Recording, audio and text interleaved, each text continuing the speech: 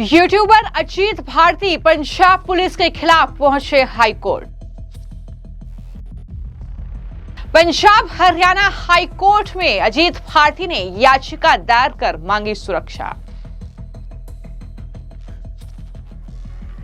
CGI गवाही case में अजीत भारती के खिलाफ पंजाब पुलिस ले सकती है एक्शन। सौरभ भारद्वाज बोले, अजीत पंजाब पुलिस की गिरफ्तारी के डर से पहुंचे हाई कोर्ट। भारत के मुख्य न्यायाधीश सीजीआई बीआर गवाही पर टिप्पणी के केस को लेकर अब यूट्यूबर अजीत भारती ने पंजाब हरियाणा हाई कोर्ट का दरवाजा खटखटाया है। पंजाब पुलिस द्वारा किसी भी जबरदस्ती की कार्रवाई से सुरक्षा की मांग अजीत भारती के जरिए की गई है। दरअसल सीजीआई बीआर गवाही पर खजुराहो में भगवान विष्णु की जो 7 फीट ऊंची टूटी हुई मूर्ति थी, उसे फिर से बनवाने का जो मामला था, उसमें सीजीआई बीआर गवाही ने जो टिप्पणी की, उसको लेकर दरअसल ये पहले सुप्रीम कोर्ट में जूता कांड हुआ और वहां पर एक वकील राकेश किशोर ने दरअसल कोर्ट की कार्रवाई के दौरान ही सीजीआई गवाही पर जूता फेंकने की कोशिश की और उसके बाद से हमने देखा कि किस तरीके से यूट्यूबर और पत्रकार अजीत भारती ने एक्स हैंडल के जरिए एक के बाद एक कई बयान दिए। इन बयानों को लेकर सीजीआई के खिलाफ आपत्तिजनक भड़काऊ जाति आधारित अपमानजनक पोस्ट अजीत भारती ने किए, ये आरोप उन पर लगा। इनमें सीजीआई की जाति को निशाना बनाते हुए हिंसा भड़काने वाली भाषा का इस्तेमाल किया गया, ये आरोप भी अजीत भारती पर लगे और इस तरीके से अजीत भारती को टारगेट किया गया। और अब जो खबर है उसके मुताबिक पंजाब पुलिस ने सीजीआई को टारगेट करने वाले सोशल मीडिया कंटेंट को लेकर कई फर्स्ट इंफॉर्मेशन रिपोर्ट यानी एफआईआर दर्ज की है। और मीडिया रिपोर्ट्स के मुताबिक अजीत भारती, जो कि पत्रकार भी हैं, यूट्यूबर हैं, और कई अन्य लोगों पर सीजीआई गवाही के खिलाफ जातिवादी और भड़काऊ टिप्पणियों के लिए केस दर्ज किया है। तो अजीत भारती को यह जानकारी मिली कि पंजाब पुलिस जो है वो किसी भी वक्त जबरदस्ती का कोई एक्शन उन पर ले सकती है, जिसको लेकर उन्होंने 27 अक्टूबर 2025 को पंजाब हरियाणा हाई कोर्ट में एक जनहित याचिका दायर की, जिसमें पंजाब पुलिस की किसी भी क्रिमिनल कार्रवाई से उन्होंने सुरक्षा की मांग की। और अजीत भारती ने दावा किया कि उनकी टिप्पणियां न्यायपालिका में सुधार के लिए थी, ना कि अपमान या हिंसा भड़काने के लिए। कोर्ट ने पुलिस से रिपोर्ट तलब की है। हालांकि इस दौरान कोर्ट में हंगामा भी हुआ जब कुछ वक्त की सुनवाई कोर्ट में हुई। सुनवाई के दौरान जज ने पंजाब सरकार के वकील से एफआईआर की कॉपी मांगी, तो वकील का जवाब था कि इतना बड़ा राज्य है, कहीं तो एफआईआर हुई ही होगी। कोर्ट ने 1 हफ्ते में डिटेल मांगी। इससे आम आदमी पार्टी सरकार की जाहिर तौर पर लापरवाही उजागर हुई और अजीत भारती को फिलहाल राहत है, लेकिन उन्हें यह संदेह है कि किसी भी वक्त पंजाब पुलिस इस एफआईआर के तर्ज पर उन्हें अरेस्ट भी कर सकती है, जबरदस्ती की कोई कार्रवाई उन पर हो सकती है। मैं आपको जानकारी दे दूं कि सीजीआई गवाही ने खजुराहो में जो भगवान विष्णु की मूर्ति है उससे बनवाने को लेकर जो याचिका दायर की गई थी सुप्रीम कोर्ट में, उस पर ये टिप्पणी की थी कि जाओ अपने भगवान से बोलो, वही मूर्ति बनवाएंगे। इस तरीके की बातें जो है उनकी तरफ से कही गई थी और उनकी इस टिप्पणी को लेकर ही पूरा जूता कांड हुआ। उसके बाद जो है उन पर हिंदू घृणित होने का आरोप लगे और आरोप ये लगे कि दरअसल वो किस तरीके से नफरत करते हैं हिंदू देवी देवताओं से। ये तमाम आरोप उन पर लगे।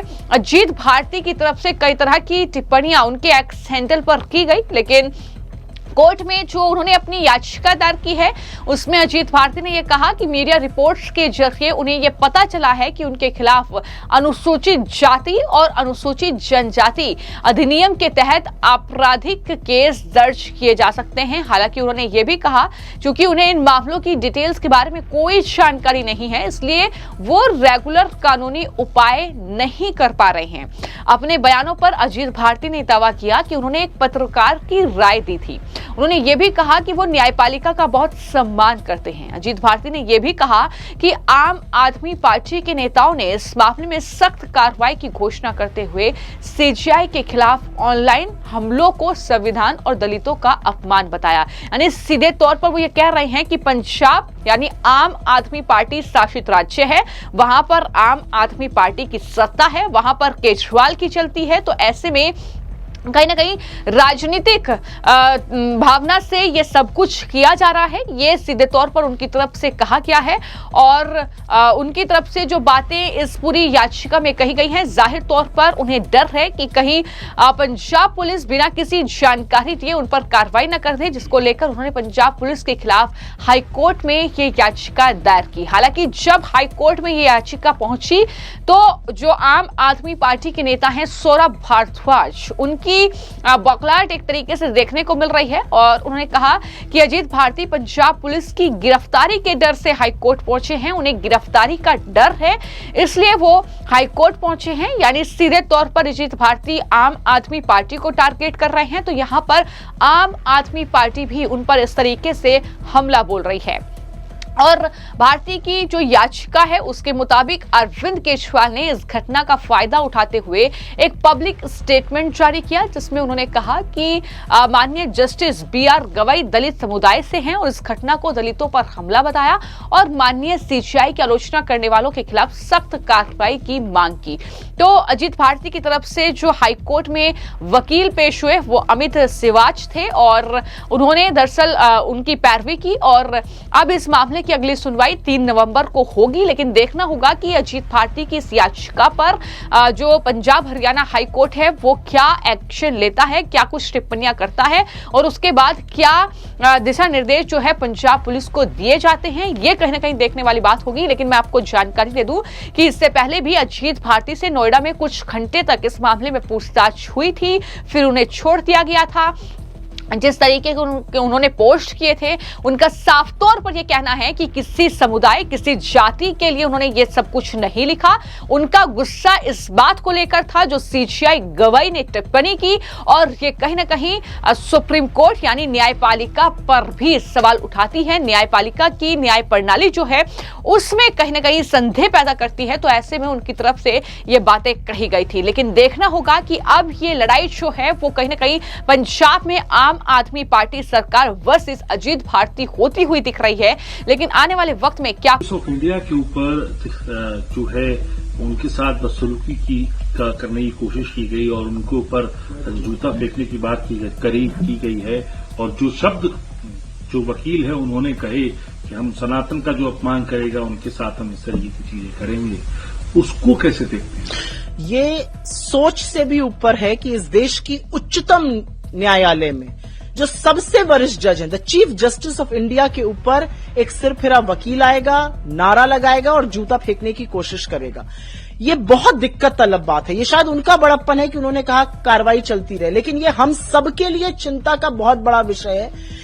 देश की सबसे बड़ी न्याय की अदालत, जहां पर जब आदमी हर जगह से परेशान हो जाता है तो सुप्रीम कोर्ट का रुख करता है, वहां पर चीफ जस्टिस के ऊपर एक आदमी जूता चलाने की हिमाकत कर रहा है। और असलियत यह है कि ये इसका होना शायद इसलिए हो रहा है क्योंकि वो दलित समाज से आते हैं। मुझे कहने में कोई गुरेज नहीं है। रायबरेली में एक दलित को पीट पीट के मार दिया जाता है, अराजकता तो अपने आप को बाबा का आदमी बताते हैं, यहां पर एक दलित चीफ जस्टिस के ऊपर इतना बड़ा अटैक होता है। और आप जो इकोसिस्टम है बीजेपी का, जो बीजेपी की ट्रोल आर्मी है, देखिए किस तरह से वो हिंसा और भड़काने की बात कर रहे हैं। इसको चटकारे लेकर बताया जा रहा है, उस आदमी को हीरो बनाया जा रहा है। मुझे लगता है ये बहुत दिक्कत तलब है। इसकी जितनी बुराई जितनी निंदा की जाए कम है।